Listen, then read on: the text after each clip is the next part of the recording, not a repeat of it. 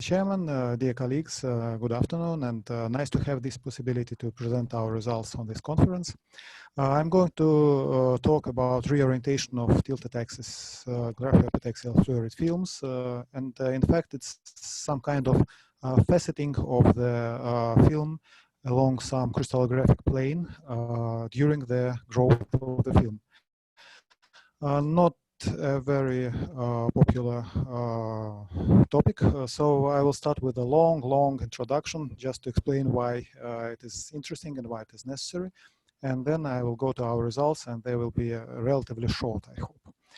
Okay, so when we are talking about epitaxial growth of thin films, usually we assume that the crystallographic planes of the substrate and of the film are exactly parallel after the growth. And the small index crystallographic plane of the substrate that provides conditions for epitaxial growth is often called the habit plane, and the corresponding plane in the film is the epiplane, so we are usually considering them ideally parallel. And in fact, this is not true, and this is almost always not true, and there are plenty of reasons why it is so. And the main ones are generation of misfit dislocations. It's everybody who works with semiconductors knows about this, and formation of intrinsic tilt on vicinal substrates or on vicinal surfaces on areas on the substrate. And also sometimes the film orientation turns towards some small index crystallographic plane to minimize the surface energy. These are the three main reasons, and I will briefly describe all of them. So when we have some misfit between the film and the substrate, then this misfit strain is relaxed with generation of misfit dislocations, and when such a dislocation is generated, a small angle tilt is generated between the domains on the sides of this dislocation. If the Burgers vector is normal to the habit plane or to the surface of the substrate, then no additional tilt is generated, just the orientation of the domains becomes gets some spread, and we get a more wide rocking curve when we are making a rocking curve measurement. The situation changes when the Burgers vector is not normal to the habit plane or to the surface of the substrate, and in this case these two domains, for example, they will create some additional tilt. But if the generation of the dislocations is random, then tilts generated by different dislocations is compensated, and the overall orientation remains almost the same, and only the spread is increased again. If the generation happens in some regular way, that is, the Burgers vector is always tilted in the same direction, then the overall tilt of the film will be created, and then we will have this substrate tilt angle gamma that shifts the overall orientation of the film from the overall orientation of the substrate. The situation becomes much more complicated if the surface of the film is not exactly aligned along the habit plane.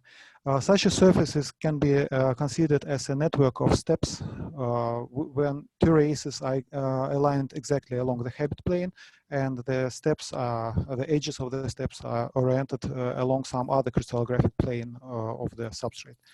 If the grains are small, like in this drawing, then each terrace acts as an individual substrate, and the growth happens exactly in the same way as on the ideal substrate.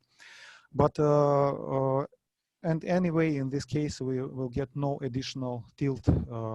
We'll just get the tilt of the substrate gamma and the tilt of the film gamma prime, and they will be just equal.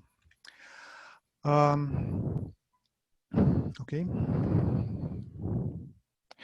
But if the grain size is, the seed size is greater than the length of the terrace, then the seeds start merging, and in the near the steps there are some kind of strained areas that are strained not just due to difference in the lattice constant along the habit plane, but also due to difference in the height of the growth step. And these strained areas, they usually create the dislocations, and usually they create dislocations in a regular way. That is, they add some tilt into the structure.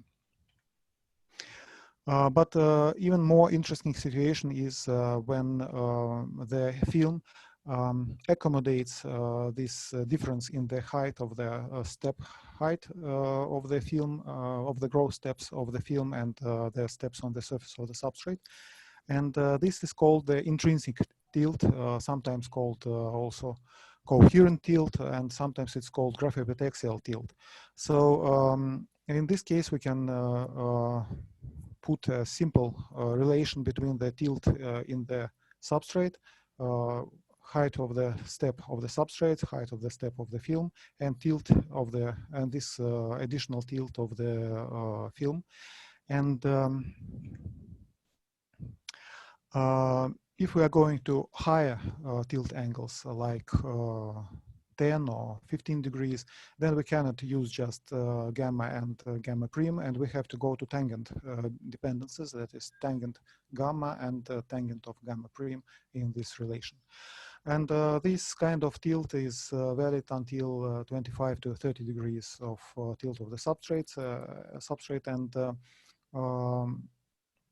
we can just note that if the height of the growth step of the film is lower than the growth step in the substrate, then the tilt will be smaller. The tilt of the film will be smaller, as on this picture. And in opposite case, when the growth step of the film is higher, then the tilt of the film will be higher. Just an example of such growth is yttrium barium copper oxide, well-known superconductor oxide on cerium oxide buffer layer on tilted axis aluminum oxide substrate. We can see that the calculated graphoepitaxial tilt is exactly the same as the observed tilt measured of these in these structures. This kind of matching between the film and the substrate is essentially three-dimensional, because we have matching along the tilt axis that is normal to this drawing. We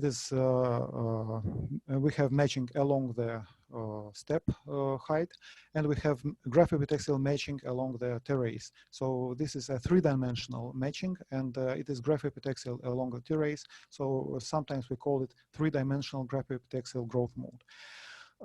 This is quite commonly observed growth mode, and usually people neglect formation of this kind of tilting simply because the difference in the height of the steps is usually quite small, and because the materials are of the same group and very close lattice parameters and the same lattice structure and so on and so far. So usually they just neglect this additional tilting, but it's quite common and it's observed very often.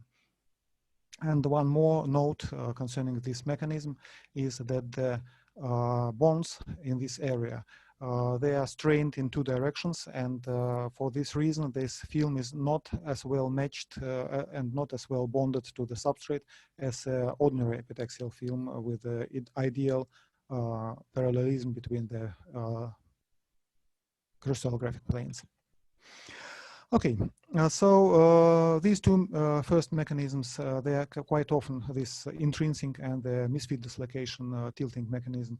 They quite often coincide, and sometimes they compete, and for some conditions they can enhance or compensate each other. But there is one more mechanism.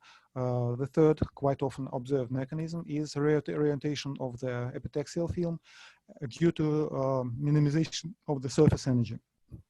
And if these two mechanisms are interface dependent and they follow the conditions on the interface between the substrate and the film, the third one depends on the surface of the film, that is interface between the, about the surface of the film. When we have surface of some crystal, it always shows some periodicity. And this periodic structure, if we add or remove some ion, the surface energy will change, and some combinations of ions will have higher surface energy, some of them show lower surface energy, and we can draw some kind of relation on the tilt angle that, for example, for 001, the minimal surface energy will be small. For 001 orientation, it will also be small, and something higher in between of them. And usually we have some minimas at minimal angle crystallographic planes like 011 or 111 or 001. But also we have smaller minimas at other small index crystallographic planes like 012 or something. So minimization of surface energy usually goes along the minimal index crystallographic planes, like in this case it's 001 plane of sapphire, and it was grown on R-cut. Sorry, 001 of cerium oxide, and it was cut grown on air-cut sapphire. And the substrate was vicinal. It was about 1 degree. There was about 1 degree difference between the normal to the substrate plane and the 1-102 crystallographic plane of sapphire. And we can see that ideally epitaxial cerium oxide plane, it was growing exactly along this crystallographic plane of the sapphire. But when conditions of growth were different, or when annealing was applied after growth, then the film reoriented towards the surface plane. And this is a very common result. We can see it in many, many different works, especially for cerium oxide, in groups in Germany, in the United States, in Slovak Republic, in many different places. They have seen this effect. In this case, the film is influenced both by the interface and the surface, and so it chooses to get to some intermediate position. But quite often it goes directly to the position of this substrate surface plane. And in fact, it's some kind of faceting of the film along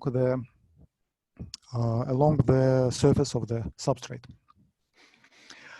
Minimization of the surface energy can also have much more drastic effects, can show much more drastic effects, like in competition between 100 orientation of cerium oxide and 111. It's also quite common. And when the deposition conditions are changed from ideal to non-ideal, then the orientation with smaller surface energy becomes predominant compared to the orientation that was set by the interface. In this case, again, we would make a deposition of cerium oxide on sapphire, and in good conditions, it always was 100, while when deposition conditions were not so good, it changed to 111. We used the figures from our old works, but in fact, we can find a lot of similar results in other in the work of other groups. Okay, so that's about introduction, and as I told you, it will be long. It was long. So reorientation due to surface energy minimization can be observed for the following conditions. The initial orientation is close to some small index crystallographic plane. The film itself is flexible in some sense and allows changes of orientation, for example, due to generation of dislocations, and then it turns its surface towards this crystallographic plane. And the deposition conditions should be not excellent and should promote this flexibility of this film lattice. As I have already told, almost all reports on reorientation were about 111 or 011 or 001 planes. Almost no results on other small index crystallographic planes. So we decided to check if it is possible to see reorientation towards small index crystallographic plane that is that has indices higher than 1. In fact, we were going for 012 and 013 crystallographic planes. And our idea was as following. Cerium oxide is very flexible, as we have seen in the previous slides, and it allows reorientation within 1 degree easily, probably due to generation of dislocations.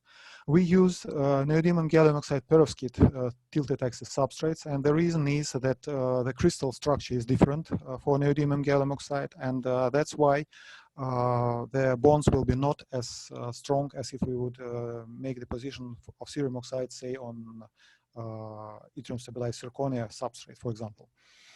And also, we usually see this graphoepitaxial growth of fluorite films on tilted axis substrates of neodymium gallium oxide, and this additionally decreases bonding between the substrate and the film. And also we used pulsed laser deposition for this experiment, and it has an advantage that the deposition conditions can be changed in a very broad range, and still we get good composition and homogeneity and crystallinity of the film.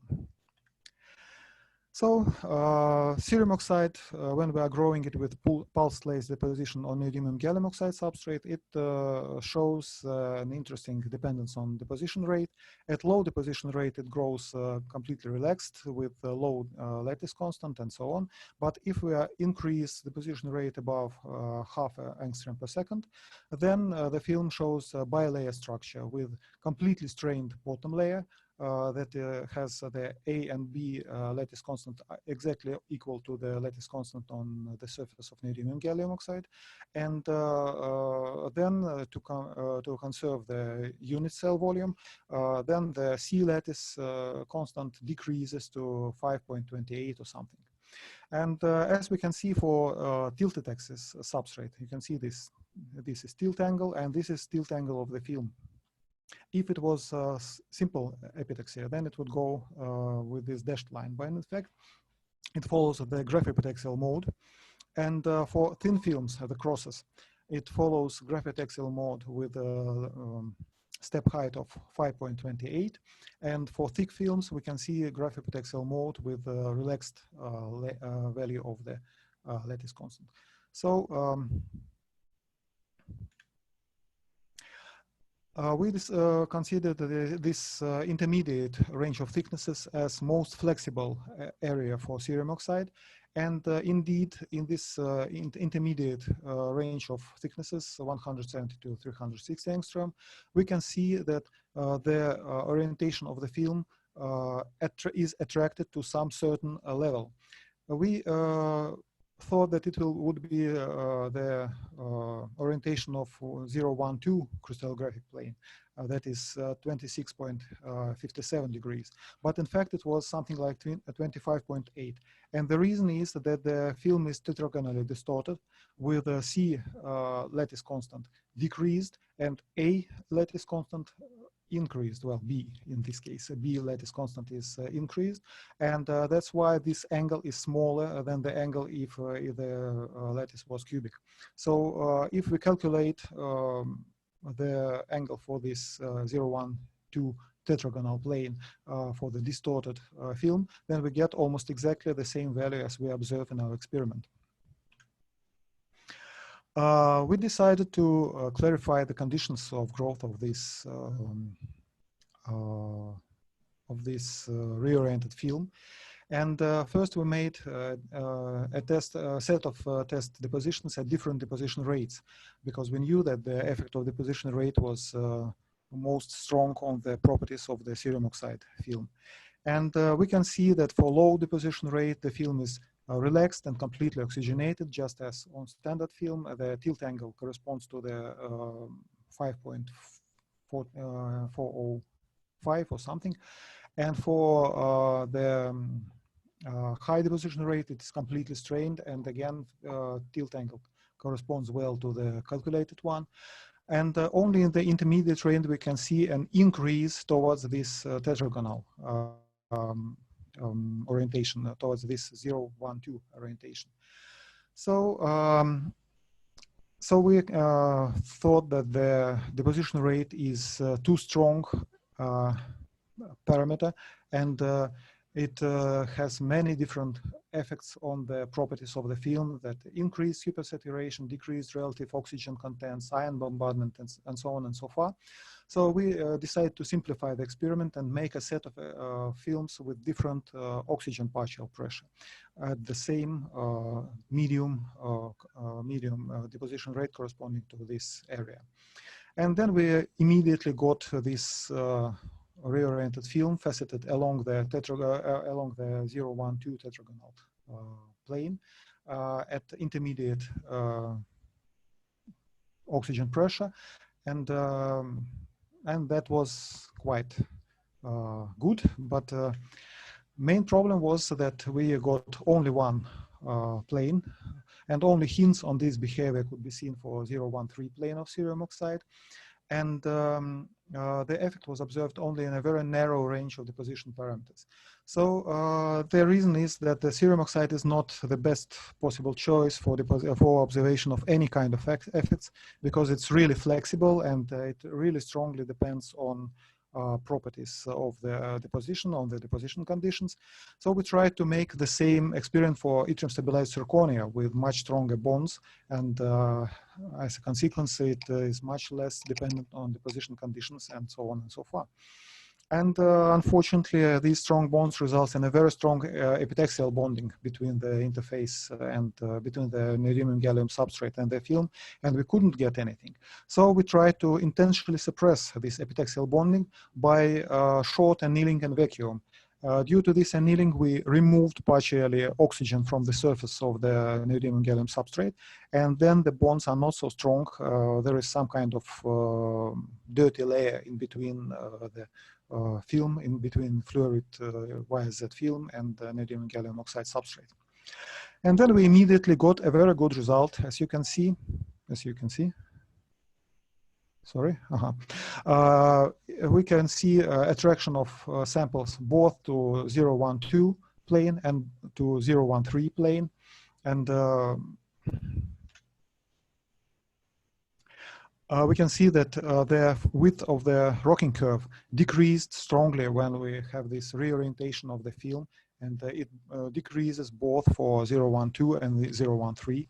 And also we can see that the lattice constant is influenced by this reorientation. If it is reoriented from the substrate surface, then the lattice constant is increased. But if it is reoriented towards the substrate surface, then the lattice constant is decreased. Probably it's some kind of surface tension that modifies the AB parameters on the surface of the film, and consequently, to keep the volume of the unit cell, it has to increase or correspondingly decrease the lattice constant. The higher the difference between the angle and the calculated angle and the desired angle, the higher this effect. And we can try to join the results for cerium oxide and for yttrium stabilized zirconia on one graph using the relative rocking curve width and deviation from the calculated graphoepitaxial tilt angle. And we can see that the dependence is in general the same. This is the rocking curve. It increases when we are close to this small index crystallographic plane. And the reason is that we have both grains oriented with the interface and with the surface minimization energy reasons. And then when we are far from the graphoepitaxial orientation, then the effect of the surface energy minimization is high enough, and the width of the rocking curve decreases. It decreases both for cerium oxide and for yttrium stabilized zirconia. And the effect on the lattice constant, again, we can see relative deviation of lattice constant and deviation from three-dimensional growth. And we can see the same, we can see that the lattice constant increases when the deviation is positive, that is towards from the substrate surface, and it is negative, and it is almost linearly decreasing with the deviation when the deviation is towards the surface of the substrate. Okay, we came to conclusions. That's very fine. So reorientation was demonstrated both in fluorite, serum oxide, and yttrium stabilized zirconia films. This reorientation was promoted by graphoepitaxial growth and certain choice of deposition parameters to decrease the epitaxial bonding between the substrate and the film. It is more easily obtained when the final tilt of the film, of the reoriented film, is decreased, that is, it is close to the substrate surface, than if it increases. And some surface tension is induced by this reorientation process, resulting in deviation of the lattice constant normal to the epiplane from the standard value. So thank you for your attention, and I'm ready for questions. Thank you very much. We have time for a few questions. Igor? I have some question. Yeah. As you said at the beginning, this area is not so popular. But what is your opinion about situation? Theory, and now it's very, very good developed software for analysis on molecular level, some interaction and so on, so on. And you know any group who work in this direction? Because geometry analysis, maybe you are not understand all process. Surely, I'm not exact in all these presentation. Because you are right, and there are groups that are calculating the surface energy of different combinations of ions, and it is not so simple. It's not just adding or removing an ion. It's usually they reconstruct the surface for it is asymmetric effect of the ions, at least from the both along the surface plane and in the normal direction. It is asymmetric, and that's why it is not just 0, 1, 2 surface or something like this. In fact, the ions are shifted in both in normal direction to this plane and in this plane. And yes, there are some groups that are calculating these surface energies. And they even show that for some materials like serum oxide, by the way, the surface reconstructs completely. And for some facets, they show not the structure characteristic for this facet, but characteristic for completely different facet that is, for example, 90 degrees from this one. And sometimes they can see cyclic reconstruction of the surface that it changed from one combination of ions to another and then back to the first one. So it's not simple, and you're right, it's not completely not a simple question what it looks like in if you will make actual microscopy and determine the positions of the ions. But in our case, we can say that we can see that we are very we are close to the simple calculations, so there's a simplified way of determination of the crystallographic planes. If you grow new material and thinking how what is substrate need to use, it's a very, very good question. Because as you know, now people are working with high K dielectrics and some other materials that are far from standard semiconductors that were used for decades since 50th. It is really important to understand what happens on different surfaces. If I have, say, 2 or 3 minutes, I could show some more slides, but if not, then I wouldn't, of course. I just want to say that it is really important to understand that this three-dimensional matching, it's quite common, and usually people neglect it. And in fact, you always have this intrinsic, well, not always, of course, but quite often you have this intrinsic tilt. And this intrinsic tilt, it is very dependent on the structure of the film. And if you have, for example, different crystal structures of the film and the substrate, then you will have completely unexpected results with your film. And if you can get some intermediate layer between the substrate and the film, again, you can get very unexpected results.